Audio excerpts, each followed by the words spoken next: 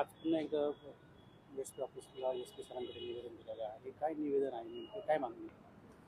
काल अहिल्यानगर महानगरपालिकेच्या सभागृहामध्ये जो काही प्रकार अनुचित प्रकार जो घडलेला आहे तो सर्व प्रकार सविस्तर सन्माननीय या जिल्ह्याचे एस-पी साहेब यांना भेटून सर्व झालेला प्रकार सांगितला आणि त्यांना लेखी तक्रार देखील दाखल केलेला आहे आणि त्या तक्रारीमध्ये ज्या काही माझ्या मागण्या आहेत त्या सगळ्या त्याच्यात दिलेल्या आहेत आणि झालेल्या घटनेच्या बाबतीमध्ये योग्य ती चौकशी करून 2 ते 3 दिवसामध्ये कारवाई करू अशा प्रकारचं आश्वासन एस-पी साहेबांनी दिलेलं आहे आणि इथून पुढच्या काळामध्ये जे काही सभा होतील सर्व सभेसाठी सुद्धा मी हजर राहणार आहे आणि त्या सभेसाठी सुद्धा मी सन्माननीय एस-पी साहेबांना अंगरक्षक ची मागणी देखील केलेली आहे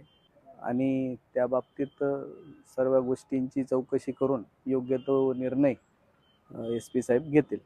जर समजा अंगरक्षकची मागणी पूर्ण नाही झाली किंवा जर ते तपास आला नाही तर तुमची पुढची भूमिका काय राहणार आहे? नाही, हे बघा, लोकशाही पद्धतीने मला निवडून दिलेला आहे. अंगरक्षक मिळाला नाही मिळाला तरी देखील मी या सभागृहात जाणारच आहे.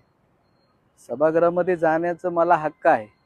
मला लोकशाही पद्धतीने मी निवडून आलेलो आहे आणि कोणी मला सभेतून बाहेर काढण्याचा अधिकार या नगरसेवकांना नाही. हे जे कोणी काल त्यांच्या आकाला गोड वाटावं, आकाची शाबासकी मिळावी म्हणून जे कोणी तिथं जो तांडव केलेला आहे त्यामध्ये गणेश भोसले असतील किंवा संपत बारसकर असतील किंवा ते काही बनसोडे आणि ते 2-3 पोटाचे 2-3 नगरसेवक पण आहेत त्याच्यामध्ये, ते पण आहेत. तर असे जे काही धडपड त्यांनी काल केलेली आहे तर ते धडपड जी केली ती केवळ आपल्या आकाची शाबासकी मिळवण्याकामी त्यांनी केलेली आहे.